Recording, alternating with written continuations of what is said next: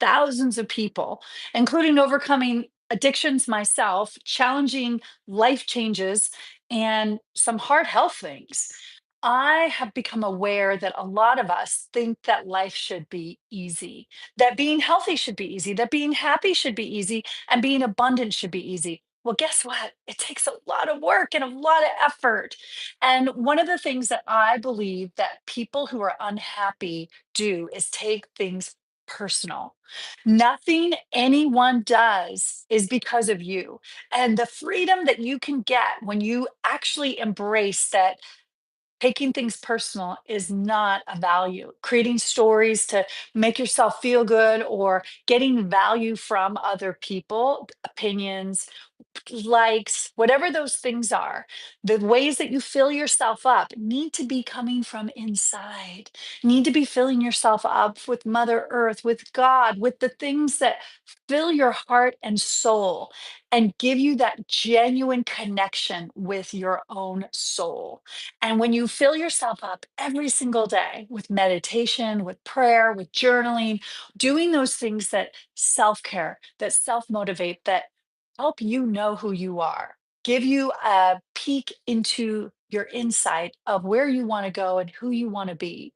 That will then shift into when you're around other people and someone says something that's triggering, somebody trips over the hot wire that you've got set up from, I don't know, you were 6 and your mom and dad did something accidentally to create trauma for you, or you were traumatized legitimately and you haven't dug that stuff up or spent enough time in silence with yourself to get to know your thoughts and get to know in that quiet space of your own personal heart what it is that you need to give to yourself and how you need to caretake.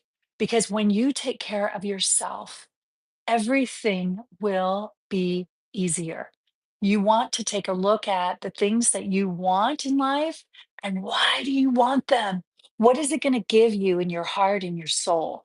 And if you can surround yourself by people who are also on the same journey as you, oh, that creates so much more ease because now you've got accountability built in. And by the way, having a coach, which I've been for 24 years, and paying that coach to show up with you because that's the way you're going to do the work. If you aren't stretching yourself, if there's not an area in your life where, oh, I don't want to do that, and you're not leaning into it, you're not going to get better. How are you going to get stronger if you're not doing the things that are difficult? We build our self esteem and our self confidence through doing difficult things. And life so many challenges, so many things built in that resist and go against us at all times. Every day, it's a different experience. So when you wake up in the morning and your little girl or your little boy gets out of bed and feels angry, frustrated, I don't want to deal with this day. What are you doing to take care of yourself, to fill yourself up? So that you go out into the world a full, healthy, happy human being. It's a lot of work. Meditation, prayer, journaling, sitting with yourself in silence. How many people do that? How fun is it to just sit with yourself? I know so many people who don't even like to spend time alone. Well, how you're going to get happy and healthy is not through hiding. It's not through being by yourself. It's through putting yourself in experiences and communities where other people are working on the same thing that you are. Having a coach, someone who's accountable to you, who's going to support you through these challenges and give you the feedback, the mirror, the celebration, the cheerlead, whatever it is, or the ideas and the suggestions of what are the tools and resources that you need. And you must start practicing in order for you to reach your goals, in order for you to do the difficult things that are required for us to be happy. Again, most people think that life should be easy. A lot of us do. A lot of us have certain expectations. Maybe it's social media, maybe it's programming. I don't know. But my experience in life are the toughest things that I've ever overcome: alcohol, relationship challenges, nicotine and tobacco. I've quit 8 times. And if you've never seen something in your life and thought, well, I'm afraid of that, and not leaned in, now's the time to do it. If it's your physical health and you want to be healthy, what do you need to remove? Everybody talks about it: Sugar. Stop eating sugar. That's the first step in getting healthy. Get yourself off the addiction, the roller coaster ride of that sugar addiction, because it messes with your brain, and start investing in your mental health. What do you need to do every single day so that you have a pattern of success built in where you're self caring, where you're taking care of your own little girl or your little boy, and you're saying, "Hey, babe, I got you."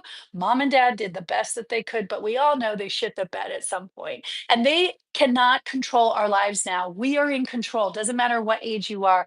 It's time. It's time to set up a ceremony in the morning where you're daily, diligently stopping, challenging, and choosing what you want to do next. What is it that's the most important thing in your life that you want to take on? Is it you get upset when people say things to you? Do you get super sensitive? Don't take things personal. The Four Agreements by Don Miguel Ruiz is the number one book that I recommend to everyone. And you don't just read that book, you live it. Not taking things personal is the hardest thing that I think anyone has ever had to do. That and thinking that life is supposed to be easy. Because not taking things personal is difficult. When we're little, we get success and celebration by getting attention, right? We want mom and dad to give us attention and affection. Well, in the real world, when we get out, when other people are around, nothing they're doing is because of you. And when people can actually own that and live it and realize that what other people do is all because of their own system, whatever trauma they had when they were young, their belief system, their religion, whatever it is, politics, nothing we do is about someone else.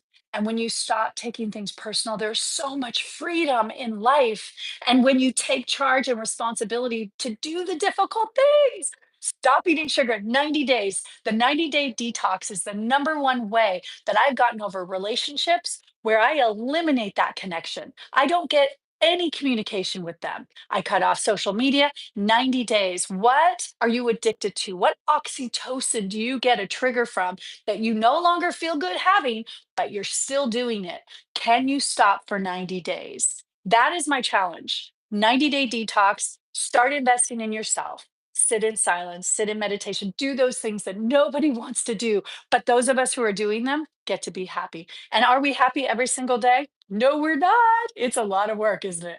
So, those of you who want a better life, sit down with yourself and have a talk. This is not supposed to be easy. What are the hard things that I need to do now so that I can have a life of my dreams in the future? And let's see what happens. Cheers.